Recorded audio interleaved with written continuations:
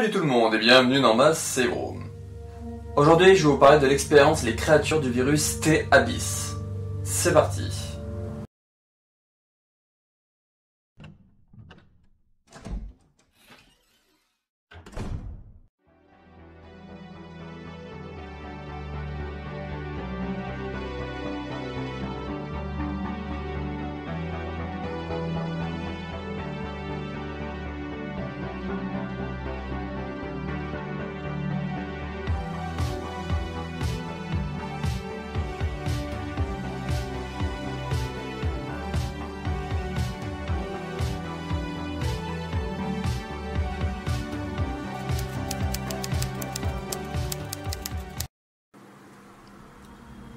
L'expérience créature du virus T. Abyss.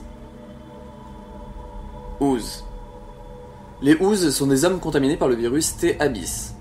Ce sont des ennemis basiques, profitant de leur corps plutôt mou pour se glisser dans des conduits. C'est de là que vient leur nom. Ils cherchent à attraper leur proie et sucer leur sang avec leur langue devenue une espèce de sangsue, car leur corps se dessèche. La présence des Oozes dans le canon de la saga se fait vers Resident Evil Révélation en 2012. Pinceurs. Les pinceurs sont des Oozes avec des gros bras avec des pointes. Ils peuvent étirer un peu ces derniers pour agripper leur proie et sucer leur sang. Ils les utiliseront aussi pour asséner de gros coups. La présence des pinceurs dans le canon de la saga se fait vers Révélation en 2012. Chunk. Les Chunks sont des Oozes boursouflés qui ont comme technique d'attaque d'exploser sur leur proie. Ceci cause également des dégâts aux ennemis alentours. La présence des Chunks dans le canon de la saga se fait via Resident Evil Révélation en 2012. Tricornes. Les tricornes sont des Oozes ayant développé un bras lance-projectile. Contrairement aux autres Oozes qui se rapprochent de leur proie pour faire des dégâts, les tricornes restent au loin et ne chercheront pas à sucer le sang de leur cible. La présence des tricornes dans le canon de la saga se fait via Resident Evil Révélation en 2012. Globster. Les Globsters sont des mutations du virus T. Abyss. Ils n'ont plus rien d'humain, hormis une grosse bouche. Ils rampent au sol ou peuvent se déplacer dans l'eau pour se nourrir de leur proie. Ils pourraient être une évolution des Oozes, un peu comme le sont les Crimson Head pour les zombies par exemple. La présence des Globsters dans le canon de la saga se fait via Resident Evil Révélation en 2012. Sea Creeper.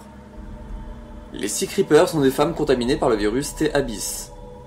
Elles deviennent des créatures aquatiques qui nagent et attrapent leur proie. Elles maintiennent leur proie sous l'eau avec leurs 6 bras et les dévorent. La présence des Sea Creepers dans le canon de la saga se fait vers Resident Evil Révélation en 2012.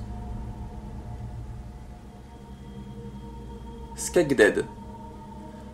Les Skagdead sont créés lorsqu'une personne est plus résistante au virus T. Abyss, et donc subit d'autres mutations. Le taux serait de 1 sur 1000 contaminés.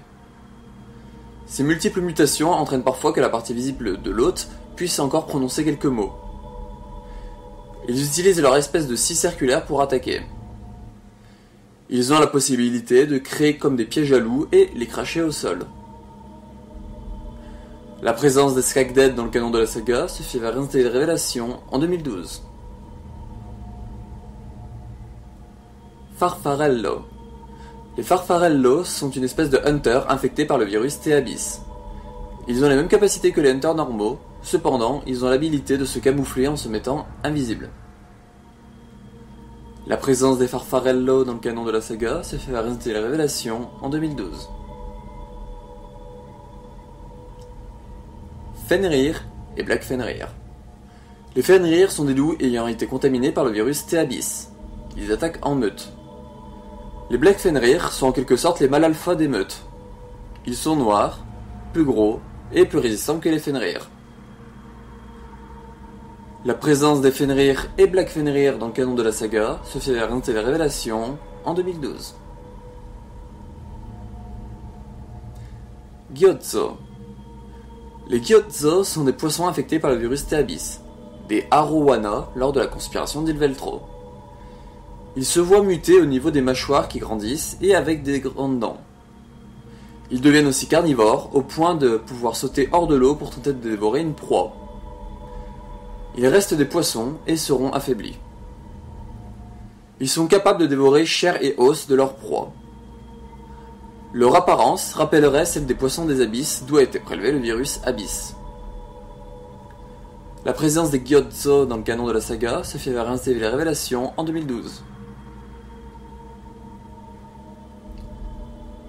Scarmillione. Les Scarmillione sont des créatures hybrides créées avec le virus T. Abyss. Ce sont le résultat des mélanges d'ADN d'humains et de requins. Leur corps est recouvert d'une carapace, sauf au niveau de leur abdomen. Ils possèdent comme un bras épais et un bras bouclier.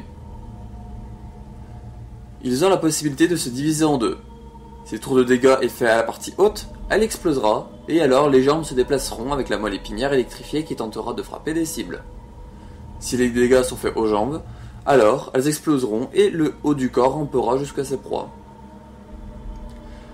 La présence des Scarmillione dans le canon de la saga se fait vers les révélations en 2012. Malacoda. Les Malacoda sont des vers parasitaires contaminés par le virus T. Abyss. A la base, ils font 1 cm, mais il semblerait qu'ils évoluent en fonction de la taille de leur hôte. Pour ça que ceux vus en 2005 étaient géants, c'est parce que leur hôte était une baleine bleue. Ils utilisent leurs mandibules pour attaquer leur proie. Ils peuvent également lancer de petits projectiles. La présence des Malacoda dans le canon de la saga se fait vers les révélations en 2012. Wall Blister. Les Wall Blisters sont des bernacles marins ayant subi une mutation après une seconde infection avec le virus T. Abyss. Tels les balanes, de petits crustacés, ils s'accrochent à des parois, murs ou plafonds, en boule. Ils se déploient quand ils sentent une proie. Ils pourchasseront cette dernière, et s'ils l'attrapent avec leurs grands bras, ils les soreront tel un torchon. Donc ce qui brisera la colonne vertébrale. La présence des Wall Blisters dans le canon de la saga se fait vers les révélations en 2012. Draghignazo. Les Draghignazo sont des êtres hybrides entre l'humain et un gastéropode marin, le tout contaminé par le virus T. Abyss. Leur corps fut créé avec une sécrétion de base de calcium pour former l'exosquelette. Cependant, comme leur corps était grand, l'exosquelette ne put pas recouvrir tout le corps, laissant donc des imperfections. Ils ont un bras en forme de masque qu'ils utilisent pour frapper ou pour bousculer en chargeant leur proie. La présence des Draghignazo dans le canon de la saga se fait vers les révélations en 2012. Et voilà, c'est la fin de cette expérience sur les créatures du virus T. Abyss. Donc il n'y a pas vraiment d'expérience de rapport liée. J'avais fait notamment une expérience sur les chiens loups contaminés, dont fait partie les Fenrir et Black Fenrir. Mais voilà, après sinon il y a une expérience sur Chris Redfield et une expérience sur Jill Valentine. Mais là c'est en fait, ça marque le coup d'envoi d'une salve d'expériences et rapports sur tout ce qui touche à Resident Evil Révélation. Donc tous les épisodes suivants seront liés techniquement à Resident Evil Révélation. Donc le prochain sera notamment sur un rapport sur le virus T. Abyss. Voilà. Donc on se retrouve pour une prochaine vidéo et puis bah, ciao.